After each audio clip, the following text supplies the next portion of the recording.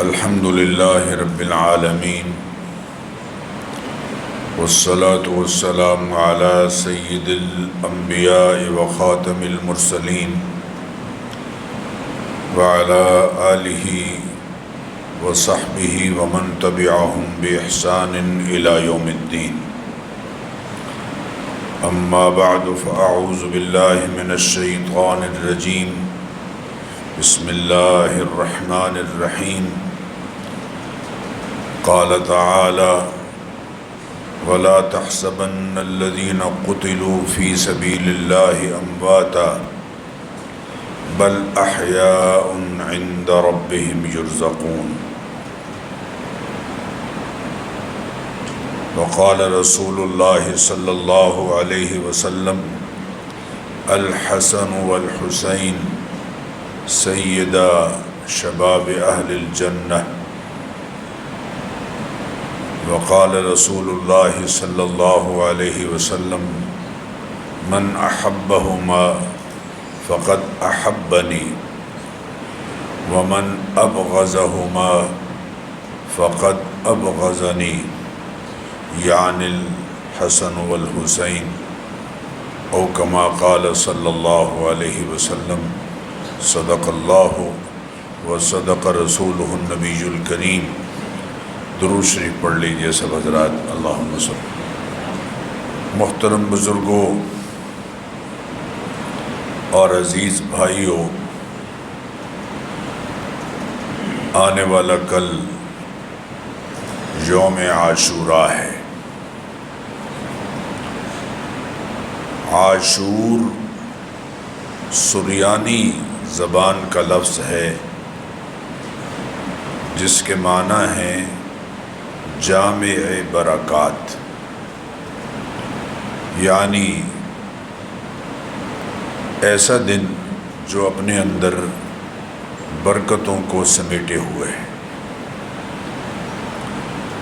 یہ دن پہلی امتوں میں بھی عزت و احترام کا دن رہا۔ قریش مکہ اس روز روزہ رکھا کرتے تھے۔ حضرت ابو موسیٰ اشعری رضی اللہ تعالیٰ عنہ فرماتے ہیں کان یوم عاشوراء یوم الیہود ویتخذونہ عیداً، کہ عاشوراء کا دن یہودیوں کے ہاں عید کے دن کے طور پر منایا جاتا تھا، سمجھا جاتا تھا۔ اور بخاری اور مسلم میں ہے کہ اس روز فرعون کا لشکر بحر قلزم میں غرق ہوا۔ چنانچہ عبداللہ بن عباس فرماتے ہیں فصامہ موسیٰ شکراً، اس روز حضرت موسیٰ علیہ السلام نے شکرانے کے طور پر روزہ رکھا۔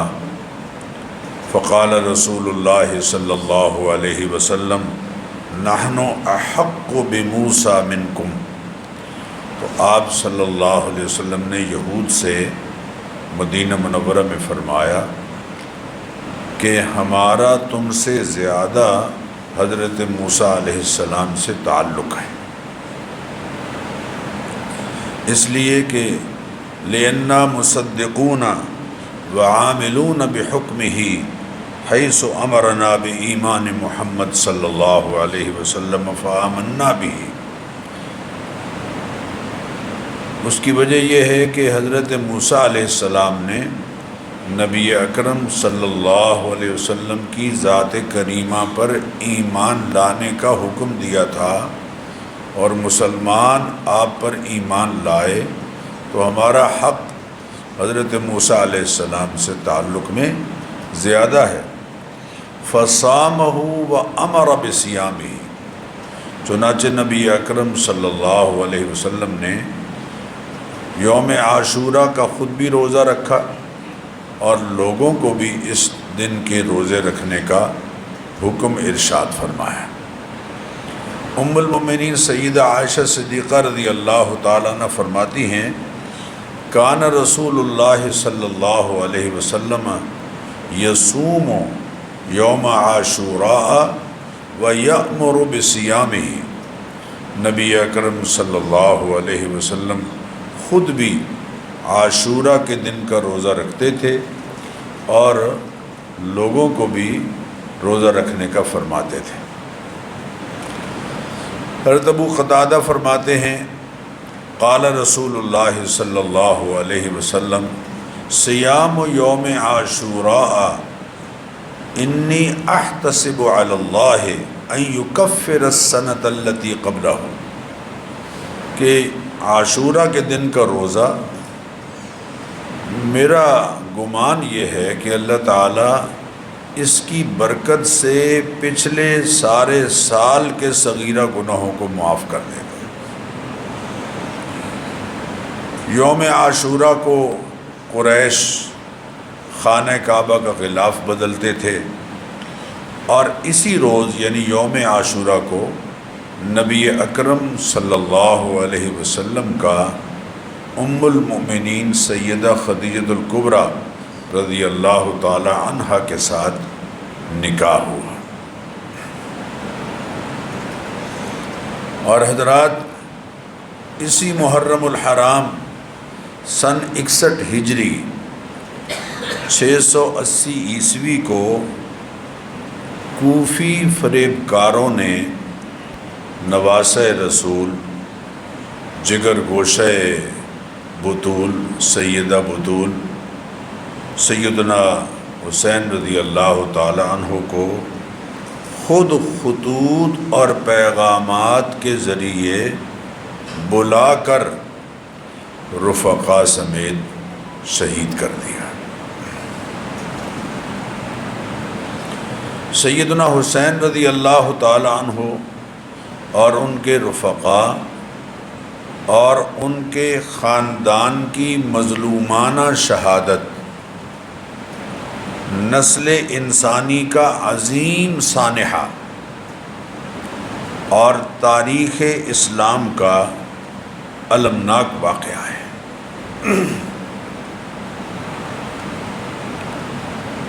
سیدنا حسین رضی اللہ تعالیٰ عنہ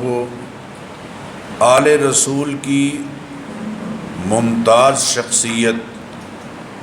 اور اہل بیت کی اعلیٰ ترین ہستی ہیں۔ آپ رضی اللہ تعالی عنہ کو نواسہ رسول ہونے کا شرف تو حاصل ہے ہی، اور اس سے ایک بڑا شرف یہ بھی ہے کہ آپ صحابی رسول ہیں رضی اللہ تعالی عنہ۔ دور جاہلیت میں اہل البیت کا لفظ بیت اللہ شریف کے ارد گرد رہنے والوں کے لیے بولا جاتا تھا۔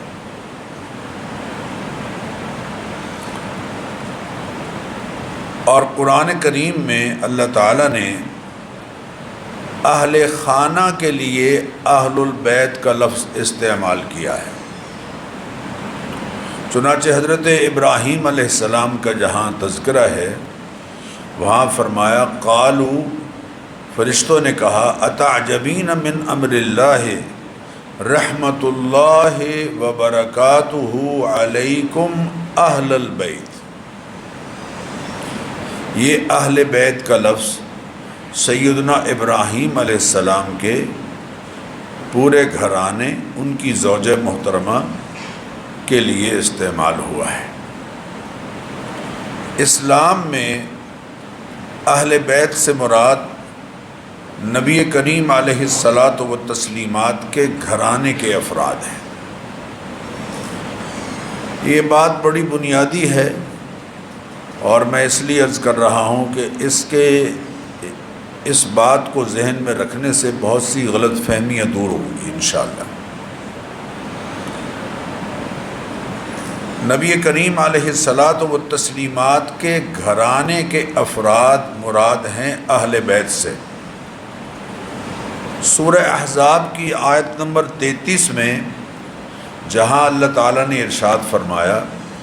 انما یرید اللہ لیذھب عنکم الرجس اہل البیت، اللہ تعالیٰ چاہتا ہے کہ ہر طرح کے رجس کو اے اہل بیت تم سے دور کر دے۔ یہ الفاظ جہاں آئے ہیں وہاں نبی اکرم صلی اللہ علیہ وسلم کی ازواج مطہرات کو ہدایت دی گئی، چنانچہ اس جملے سے پہلے آیت نمبر 28، 29، 30، 31، 32 اور اس جملے کے بعد کی 33، 34 تک ان آیات میں جتنے احکام دیے گئے ہیں وہ سارے کے سارے نبی اکرم صلی اللہ علیہ وسلم کے گھرانے یعنی آپ کی ازواج مطہرات کو دیے گئے۔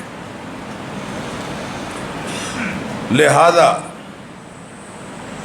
قرآن کریم کی آیات اور نبی اکرم صلی اللہ علیہ وسلم کے ارشادات کی روشنی میں آپ صلی اللہ علیہ وسلم کے گھرانے کے قریباً 29 افراد اہل بیت میں شامل ہیں۔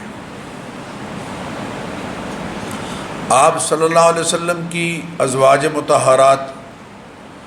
ام المؤمنین سیدہ خدیجہ الکبریٰ رضی اللہ تعالی عنہ، حضرت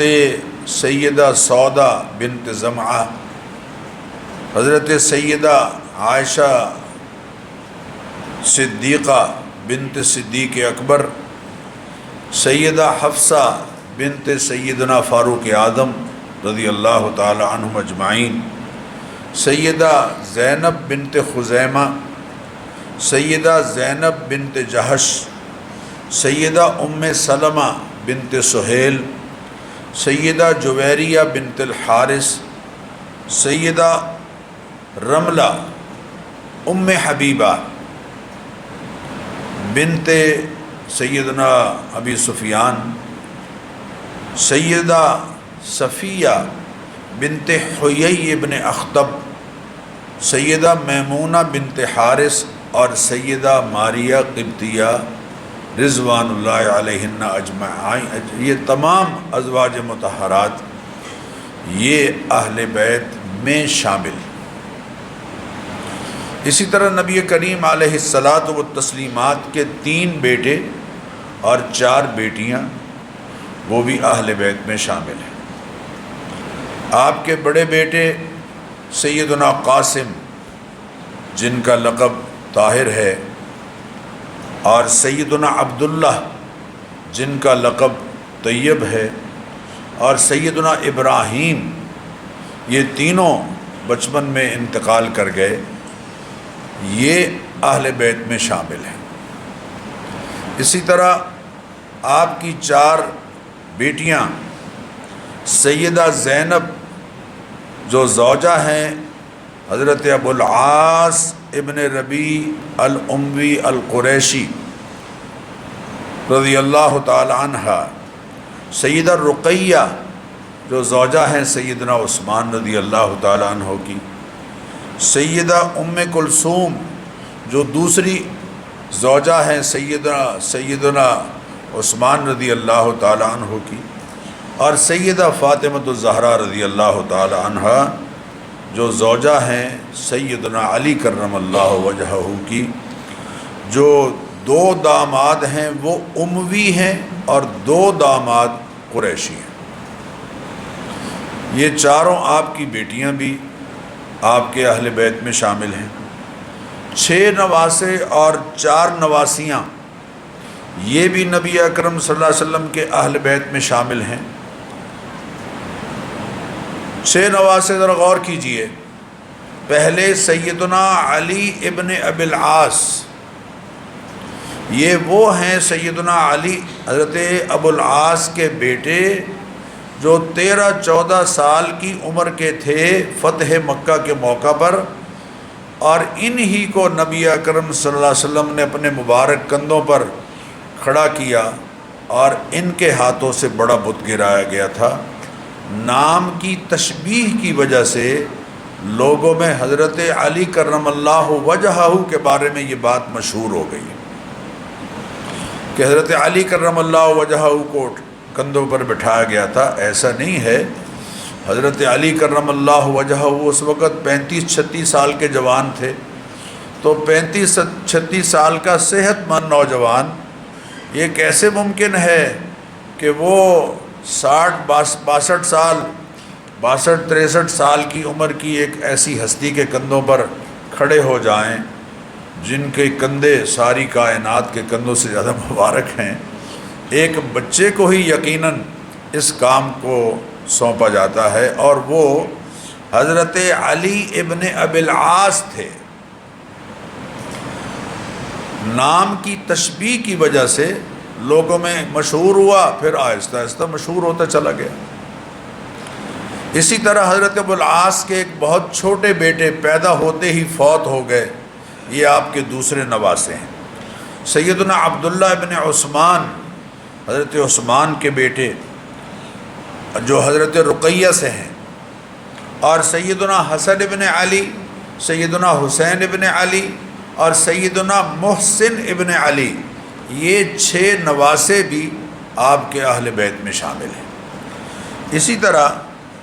نبی اکرم صلی اللہ علیہ وسلم کی 4 نواسیاں سیدہ امامہ بنت ابی العاص اور جو امامہ بنت ابی العاص اور سیدہ ام کلثوم بنت علی، یعنی یہ حضرت فاطمہ رضی اللہ عنہا کی بیٹی ہیں. سیدہ زینب بنت علی جو عبداللہ بن جعفر کی اہلیہ بنی، اور سیدہ رقیہ بنت علی جو بچپن میں فوت ہو گئیں. حضرت فاطمہ نے اپنی 3 بیٹیوں کے نام اپنی بہنوں کے ناموں پر رکھے، رقیہ، زینب اور ام کلثوم. یہ جتنے افراد جن کے میں نے نام لیے ہیں یہ نبی اکرم صلی اللہ علیہ وسلم کے اہل بیت میں شامل ہیں. اور حدیث قصہ، وہ چادر والی جو روایت ہے اس میں، اور یہ بھی بڑی تاریخی بات ہے کہ اس روایت کی راویہ ام المؤمنین سیدہ عائشہ صدیقہ رضی اللہ تعالی عنہ ہے. فرماتی ہیں کہ نبی اکرم صلی اللہ علیہ وسلم نے حضرت علی کرم اللہ وجہہ اور سیدہ فاطمۃ الزہرا رضی اللہ تعالی عنہ اور حسنین کریمین رضوان اللہ تعالی علیہ مجمعین کو اپنی چادر مبارک میں داخل فرما کر فرمایا تھا، انما یرید اللہ لیذہب عنکم الرجس اہل البیت، اور ساتھ ہی فرمایا ہؤلاء اہل بیتی، یہ میرے اہل بیت ہیں. اس جملے کو بنیاد بنا کر کچھ لوگوں نے باقی تمام اہل بیت کو اہل بیت میں سے نکال دیا ہے، جبکہ امام قرطبی رحمۃ اللہ علیہ انہوں نے اپنی تفسیر احکام القرآن میں یہ لکھا ہے کہ فَهَذِهِ دَعْوَةٌ مِّنَ النَّبِيِّ صلی اللہ علیہ وسلم لَهُمْ بعد نزول الآیہ. اس آیت انما یرید اللہ لیذہب عنکم الرجس اہل البیت کے اترنے کے بعد نبی اکرم صلی اللہ علیہ وسلم نے ان افراد کے لیے گویا دعا کی. احب، اللہ کے حبیب اس بات کو پسند کرتے تھے، ان یدخلہم فی الآیۃ التی خوطب بها الازواج، کہ نبی اکرم صلی اللہ علیہ وسلم اس بات کو پسند کرتے تھے کہ ان افراد کو بھی ان اہل بیت میں شامل کیا جائے کہ جس آیت میں اللہ تعالیٰ نے خطاب ازواج مطہرات کو فرمایا. آیت میں ازواج مطہرات کو جو شرف بخشا گیا ہے، دعا کے ذریعے ان چاروں کو بھی ان میں شامل کریں اور شریک کریں.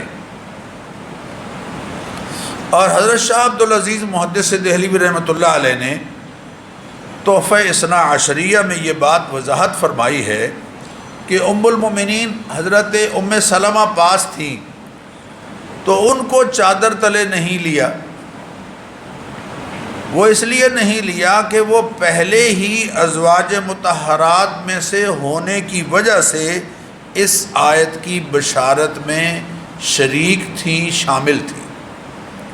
چنانچہ ان کے الفاظ ہیں وَلِهَذَا ام سلمہ را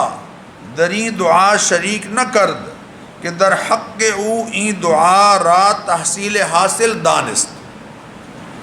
کہ حضرت ام سلمہ کو اس لیے شریک نہیں کیا کہ ان کو دوبارہ شریک کرنا ایک تحصیل حاصل تھا، پہلے ہی وہ شریک ہیں۔ جبکہ حضرت زید بن ارقم رضی اللہ تعالیٰ عنہ کی بیان کردہ حدیث کی روشنی میں اہل بیت میں وہ بنو ہاشم بھی شامل ہیں جن پر صدقہ حرام ہے، اور وہ ہیں آل علی، آل جعفر، آل عقیل، آل عباس، اور ایک روایت کے مطابق آل حارث ابن عبد المطلب بھی شامل ہیں۔ ان اقوال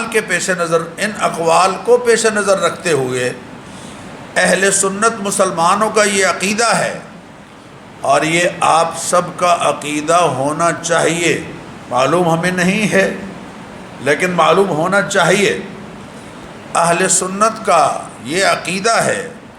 کہ نبی کریم علیہ الصلاۃ والتسلیمات کی تمام ازواج مطہرات، نبی اکرم صلی اللہ علیہ وسلم کے بیٹے، بیٹیاں، نواسے، نواسیاں، اور جناب عبد المطلب بن ہاشم کی ایمان قبول کرنے والی تمام اولاد اہل بیت میں شامل ہیں۔ مثلا حضرت عباس ابن عبد المطلب ہاشمی اور ان کی اولاد، حضرت جعفر ابن ابی طالب اور ان کی اولاد، حضرت عقیل ابن ابی طالب اور ان کی اولاد، اور سیدنا علی کرم اللہ وجہہ اور ان کی تمام اولاد، جو یقیناً اسلام جنہوں نے قبول کیا ہے اور اسلام پر ہی دنیا سے جنہوں نے رحلت کی ہے، وہ سارے کے سارے اہل بیت میں شامل ہیں۔ خصوصاً سیدین کریمین سیدنا حسن اور سیدنا حسین رضی اللہ تعالی عنہما، یہ اہل بیت کے سردار ہیں۔ نبی اکرم صلی اللہ علیہ وسلم نے فرمایا الحسن والحسین سیدہ شباب اہل الجنہ، وہ لوگ جو ایمان کی حالت میں جوانی میں دنیا سے چلے گئے، ان کے سردار، ان جوانوں کے سردار قیامت کے دن حسن و حسین ہو۔ اور سیدہ کہول اہل الجنہ، وہ لوگ جو بڑھاپے میں دنیا سے گئے، ان کے سردار حضور نے فرمایا ابو بکر و عمر ہوں گے، لیکن چونکہ اٹھایا سب کو جوانی کی حالت میں جائے گا، جنت میں بوڑھے نہیں ہوں گے بلکہ جوان ہی ہوں گے سب، تو لہذا سرداروں کا تعین اللہ کے حبیب صلی اللہ علیہ وسلم نے خود فرما دیا ہے۔ سیدنا حسن اور سیدنا حسین رضوان اللہ تعالی علیہ مجمعین، ان کے بارے میں محبوب کریم علیہ السلام نے فرمایا، حضرت عبداللہ بن عمر اس حدیث کے راوی ہیں، فرماتے ہیں ہما ریحانتی من الدنیا، یہ دو جو بیٹے ہیں یہ دنیا میں میرے پھول ہیں، اللہ اکبر، دنیا میں میرے پھول ہیں، ریحان۔ حضرت انس رضی اللہ عنہ فرماتے ہیں، اور امام ترمذی نے یہ حدیث نقل کی ہے کہ سئل رسول اللہ صلی اللہ علیہ وسلم ایو اہل بیتک احب الیک، اے اللہ کے حبیب صلی اللہ علیہ وسلم، سب سے زیادہ اہل بیت میں کون آپ کو پیارا ہے؟ تو آپ نے فرمایا الحسن والحسین، حسن اور حسین مجھے پیارے ہیں۔ وکان یقول لفاطمہ، اور سیدہ فاطمہ الزہرا رضی اللہ تعالی عنہ سے کبھی کبھی آپ فرمایا کرتے تھے ادعی لی ابنیہ، میرے بیٹوں کو میرے پاس لاؤ، بلاؤ، فیشمہما ویضمہما الیہ، ان کو سونگا کرتے تھے، ان کو اپنے ساتھ چمٹا لیا کرتے تھے۔ حضرت اسامہ ابن زید فرماتے ہیں نبی کریم علیہ الصلاۃ والتسلیمات نے حضرت حسن اور حسین رضی اللہ تعالیٰ عنہما کی طرف اشارہ کر کے فرمایا ہذان ابنایا، یہ میرے دو بیٹے ہیں، وابنا ابنتی، اور میری بیٹی کے بیٹے ہیں، اللہم انی احبہما، اے اللہ میں انہیں اپنا محبوب بناتا ہوں، میں ان سے پیار کرتا ہوں، فاحبہما، اے اللہ تو بھی انہیں اپنا محبوب بنا لے، واحب من یحبہما، اور انہیں بھی محبوب بنا لے جو ان سے پیار کرتا ہے۔ تو الحمدللہ ثم الحمدللہ ہم اہل سنت، ہمارے سینے ان کی محبت سے معمور ہیں، مزین ہیں۔ حضرت حسن رضی اللہ تعالیٰ عنہ کے بارے میں ایک دن ایسا ہوا، فرماتے ہیں راوی کہ رأیت رسول اللہ صلی اللہ علیہ وسلم علی المنبر والحسن بن علی الی جنبہ، حضرت حسن بن علی نبی اکرم صلی اللہ علیہ وسلم کے ساتھ آپ ممبر پر ہیں،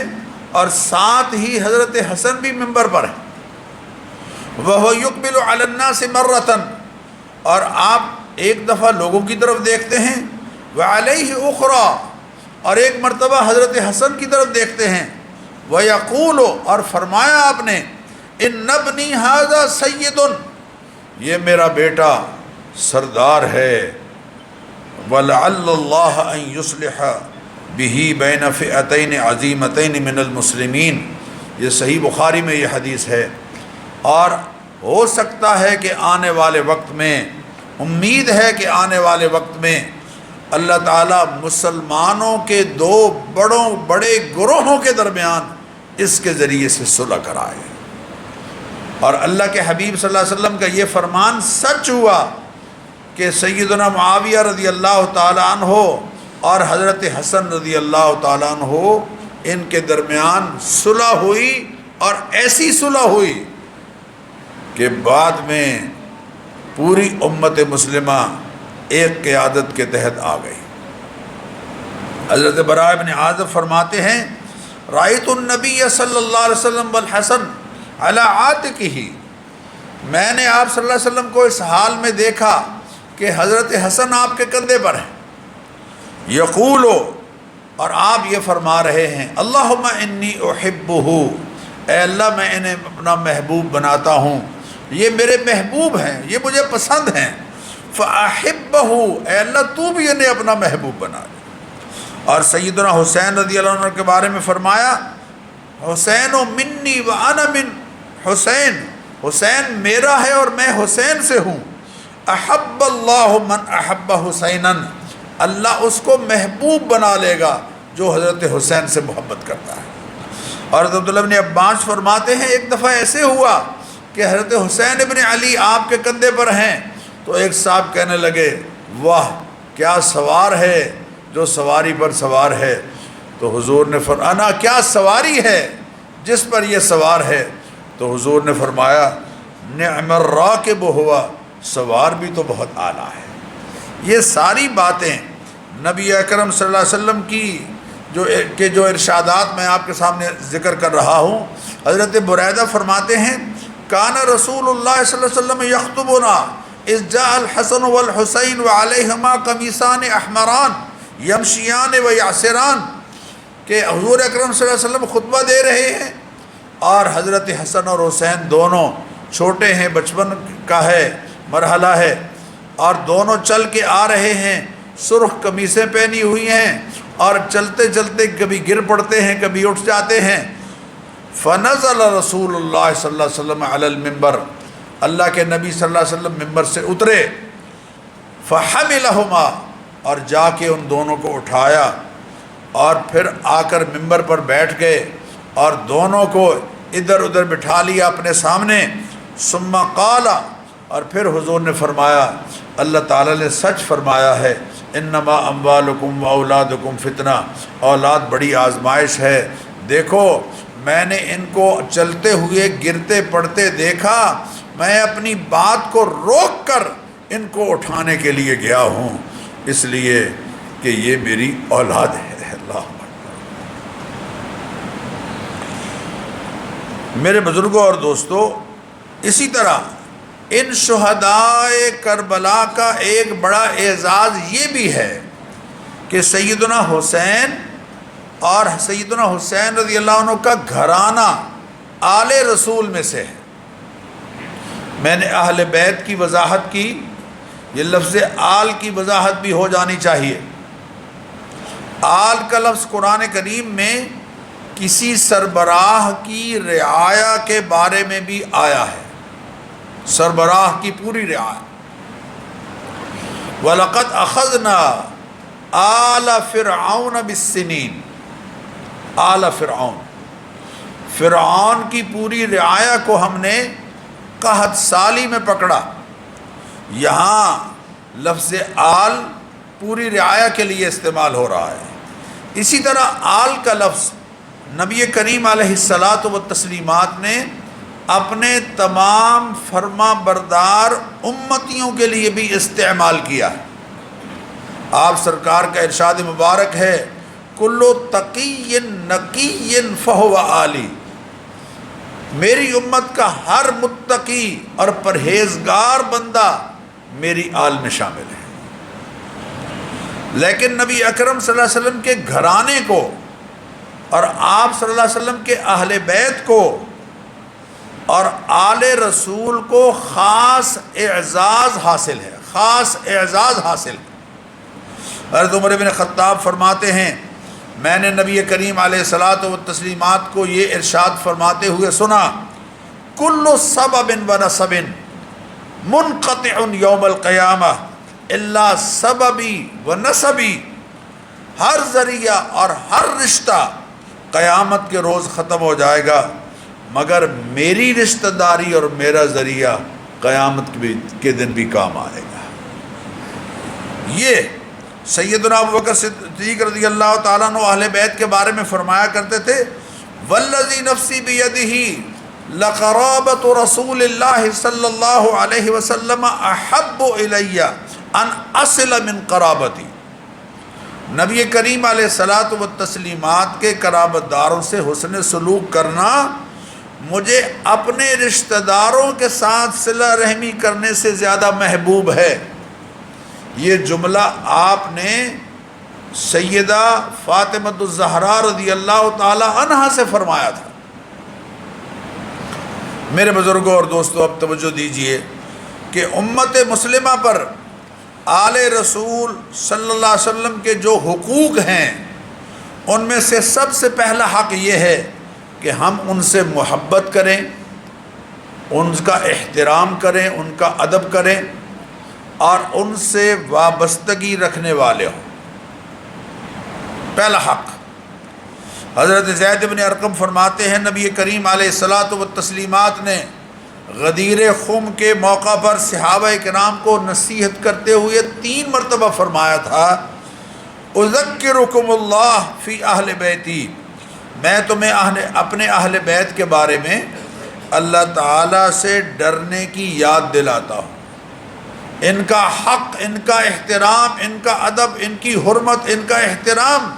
یہ تمہارے ہمیشہ پیش نظر رہنا چاہیے۔ جیسے ہم نبی کریم علیہ الصلاۃ والتسلیمات سے والہانہ محبت کرتے ہیں، ویسے ہی اہل بیت سے بھی محبت کرنے والے ہوں۔ الحمدللہ ہم ایسا کر رہے ہیں اللہ کی مہربانی سے۔ نبی کریم علیہ السلام نے فرمایا، والذی نفسی بیدہ لا یؤمنون حتی یحبوکم للہ ولقرابتی، اس ذات کی قسم کے جس کے قبضہ قدرت میں میری جان ہے،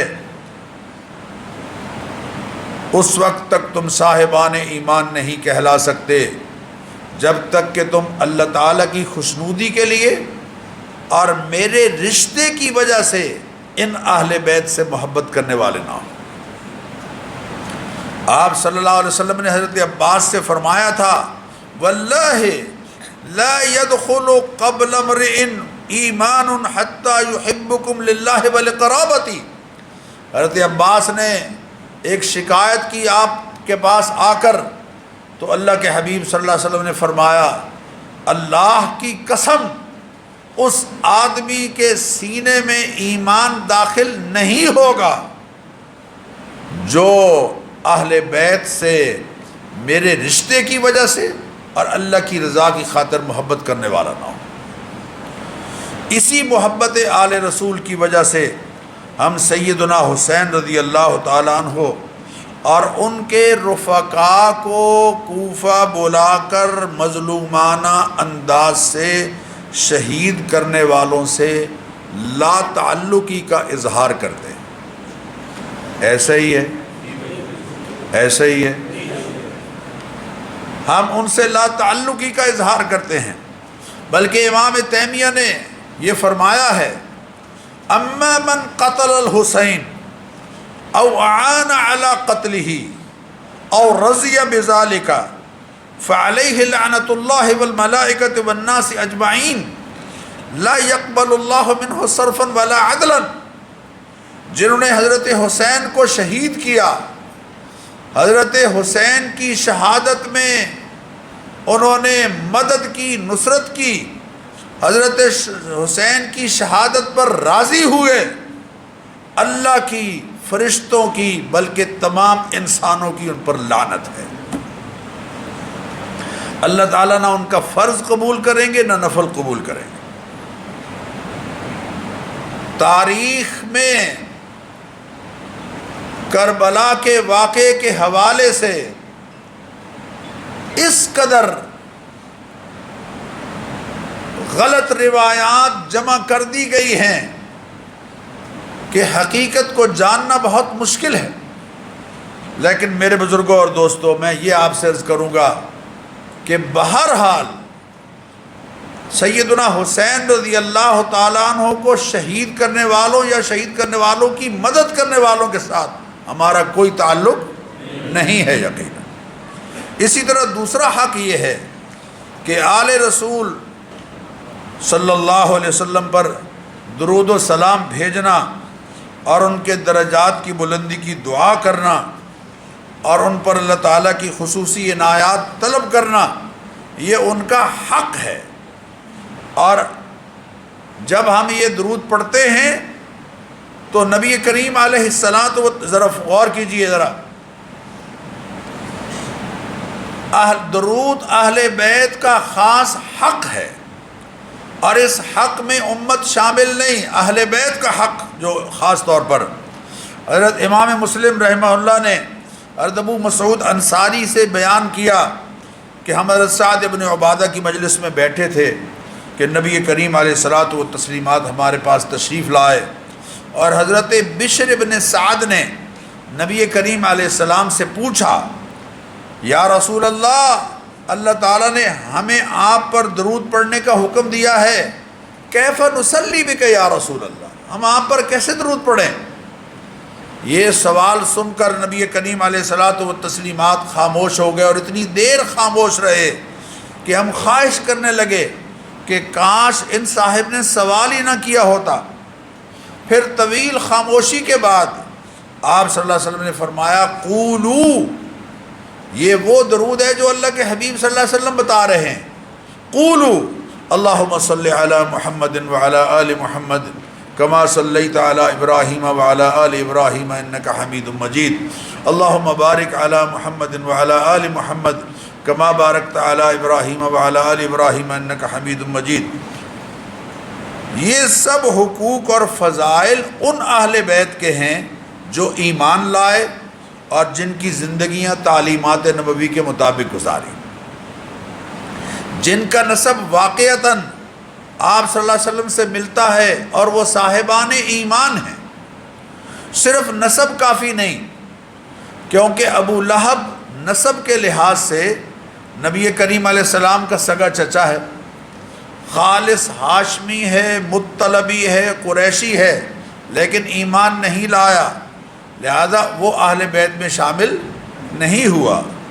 جبکہ اللہ اکبر، اللہ اکبر، کنز العمال میں بحوالے طبرانی نبی اکرم صلی اللہ علیہ وسلم کا یہ ارشاد مبارک ذکر کیا گیا ہے، ان اہل بیتی ہؤلاء یرون انہم اولی الناس بی، یہ میرے اہل بیت سمجھتے ہیں کہ وہ سب لوگوں سے بڑھ کر میرے حقدار ہیں، وَلَيْسَ كَذَلِكَ، حالانکہ بات یوں نہیں ہے۔ یہ ہے وہ جملہ جو میرے اور آپ کے لیے اللہ تعالیٰ کے حبیب کی عنایت ہے۔ آپ نے فرمایا اِنَّ أَوْلِيَائِي مِنْكُمُ الْمُتَّقُونَ مَنْ كَانُوا وَحَيْثُ كَانُوا، میرے قریبی تو متقی لوگ ہوں گے، وہ کوئی بھی ہوں اور کہیں بھی رہتے۔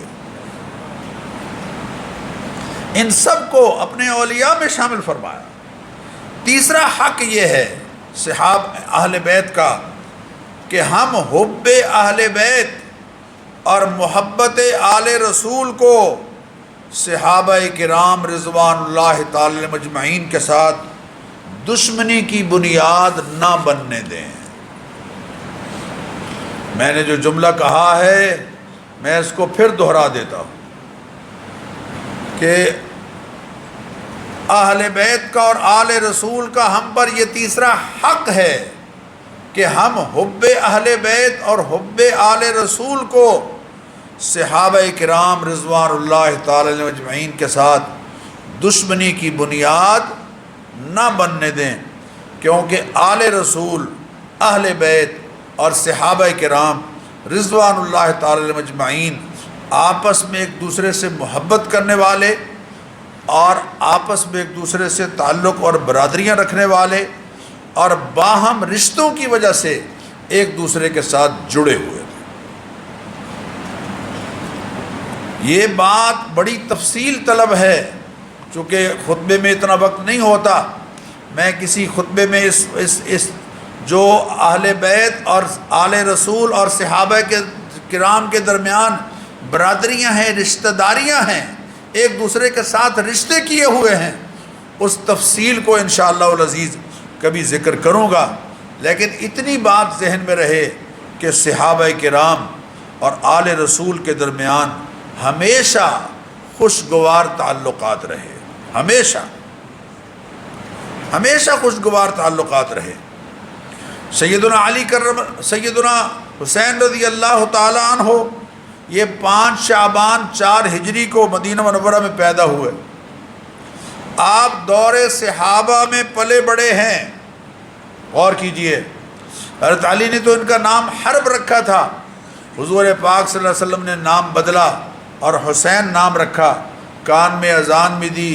اور گڑتی بھی دی اور 7ویں روز عقیقہ بھی کرایا۔ آپ دور صحابہ میں پلے ہیں، دور صحابہ میں پلے بڑے ہیں۔ دور نبوی میں 6 سال، دور صدیقی میں 2.5 سال، دور فاروقی میں 10.5 سال، دور عثمانی میں 12 سال، دور علوی میں 5 سال اور دور حسن میں آدھا سال، دور حسن کی خلافت کا دور، اور دور سیدنا معاویہ رضی اللہ تعالی عنہ میں 25 سال۔ حضرت حسین کی زندگی کے دور معاویہ میں 20 سال، معاف کیجئے 25 حج پیدل کیے۔ اگر نظام پر اعتراض ہوتا تو کربلا جیسا واقعہ پہلے پیش آ جاتا۔ صحابہ کرام کا آل رسول کے ساتھ احترام کا رشتہ ہمیشہ قائم رہا ہے۔ سیدنا عمر اور سیدنا صدیق اکبر رضی اللہ تعالیٰ عنہ راستے میں سے گزرتے ہوئے حضرت سیدنا عباس ابن عبد المطلب کو دیکھتے تو اپنی سواریوں سے نیچے اتر جایا کرتے تھے، اور جب تک وہ ان کی نگاہ میں رہتے احتراماً سواریوں سے نیچے اتر کے چلتے تھے۔ دور فاروقی میں جب بارش نہیں برسی تو حضرت عمر رضی اللہ تعالیٰ عنہ نے نبی اکرم صلی اللہ علیہ وسلم کے چچا حضرت عباس سے درخواست کی کہ آپ آئیں، اور بارش کے لیے دعا کی۔ آپ حضرت عمر رضی اللہ تعالیٰ عنہ گھر سے نکلے ہیں اور نماز کے لیے جا رہے ہیں مسجد میں، اور پرنالے میں سے خون گرا اور آپ کے کپڑے خراب ہو گئے، تو آپ نے فرمایا کہ اس پرنالے کو اکھاڑ دیا جائے، اکھاڑ دیا گیا۔ بعد میں حضرت عباس رضی اللہ تعالیٰ عنہ نے فرمایا کہ عمر تمہیں معلوم نہیں یہ پرنالہ تو اللہ کے حبیب صلی اللہ علیہ وسلم نے لگایا۔ تو حضرت عمر رضی اللہ تعالیٰ عنہ یوں رکوع کی حالت میں چلے گئے اور فرمایا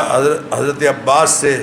کہ میری کمر پر پاؤں رکھ کر اس پر نالے کو دوبارہ لگائیے۔ دور فاروقی میں عمدہ پوشاکیں اور کپڑے یمن کے دربار سے آئے، صحابہ میں تقسیم ہو گئے۔ بعد میں پتہ چلا کہ حضرت حسن اور حضرت حسین کو نہیں ملے، تو آپ نے حضرت عمر نے یمن پیغام بھیجا اور ان دونوں صاحبزادوں کے لیے شایان شان لباس تیار کروایا جائے، یہ حکم دیا۔ اور جب تیار ہو کر آیا اور انہوں نے پہنا تو فرمایا الآن طابت نفسی، ہن میرے سینے چ ٹھنڈ پئی ہے، میری طبیعت خوش ہو گئی ہے۔ میرے بزرگوں اور دوستوں، ان کے آپس میں رشتے، حضرت فاطمہ رضی اللہ تعالی عنہ کا شادی کا سامان کون خرید رہا ہے؟ حضرت عثمان رضی اللہ تعالیٰ عنہ۔ اور شادی کے گواہ کون ہیں؟ حضرت ابو بکر، حضرت عثمان، حضرت عبد الرحمن بن عوف، حضرت سعد اور حضرت طلحہ رضی اللہ تعالیٰ عنہ۔ حضرت ام سلمہ اور حضرت عائشہ رضی اللہ تعالیٰ عنہ نے وادی بطحا سے مٹی منگوا کر حضرت فاطمہ کے گھر کو وہ کیا تھا، لپائی کی تھی۔ حضرت فاطمہ جب بیمار ہوئیں تو حضرت ابوبکر صدیق رضی اللہ عنہ کی اہلیہ اسماء بنت عمیس تیمارداری کرتی تھیں، انہوں نے ہی حضرت فاطمہ کو غسل دیا۔ اور جب حضرت ابوبکر فوت ہو گئے تو حضرت ابوبکر کی اسی بیوہ سے سیدنا علی کرم اللہ وجہہ نے شادی کی، اور انہی کے بیٹے محمد بن ابی بکر کی کفالت حضرت علی کرم اللہ وجہہ نے کی اور مصر کا ان کو گورنر بنایا۔ میرے بزرگوں اور دوستوں، اتنی بات یقیناً طے ہے کہ حضرت حسین رضی اللہ تعالیٰ عنہ کو حضرت معاویہ رضی اللہ عنہ کے بعد قیادت پر اعتراض تھا۔ کوفے والوں کو موقع مل گیا، انہوں نے آپ کو خطوط لکھے اور پیغام بھیجے کہ آپ ہمارے ہاں تشریف لائیں، آپ منصب قیادت کے اہل ہیں۔ فَإِنَّ النَّاسَ مُنْتَظِرُوكَ، لوگ آپ کا انتظار کر رہے ہیں۔ وَلَا رَأْيَ لَهُمْ غَيْرُكَ فَالْعَجَلْ الْعَجَلْ، آپ کے سوا ان کا ذہن کسی پر ٹکتا نہیں، آپ جلدی تشریف لائیے، آپ جلدی تشریف لائیے، ہم آپ کی بیعت کریں گے۔ آپ مدینہ منورہ سے مکہ مکرمہ آئے، 4 ماہ یہاں قیام کیا، حج کے لیے احرام باندھا، لیکن 8 تاریخ کو اس حج کے احرام کو عمرے کے احرام میں بدلا اور عمرہ کر کے چلے گئے۔ لیکن حضرت مسلم بن عقیل کو پہلے بھیجا تھا، لوگوں نے ان کی بیعت کی، لیکن جب حکومت وقت کی طرف سے سختی ہوئی تو سارے چھوڑ گئے اور حضرت مسلم بن عقیل کو شہید کر دیا۔ حضرت حسین وہیں سے واپس جانا چاہتے تھے جب حضرت مسلم بن عقیل کی شہادت کی اطلاع ملی، لیکن حضرت مسلم کے اعزاء کے اصرار پر کربلا پہنچے تو دیکھا کہ آپ کے سامنے وہی لوگ ہیں جنہوں نے آپ کو خط لکھے تھے، آپ نے ان کے نام لیے۔ وقال هو واقف في کربلا یا شیث بن ربعی یا حجار بن ابحر یا قیس بن اشعث یا یزید بن الحارث الم تکتبوا الی ان قد اعنت الثمار واخضر، لوگوں ظالموں تم نے مجھے خط لکھ کے نہیں بلایا۔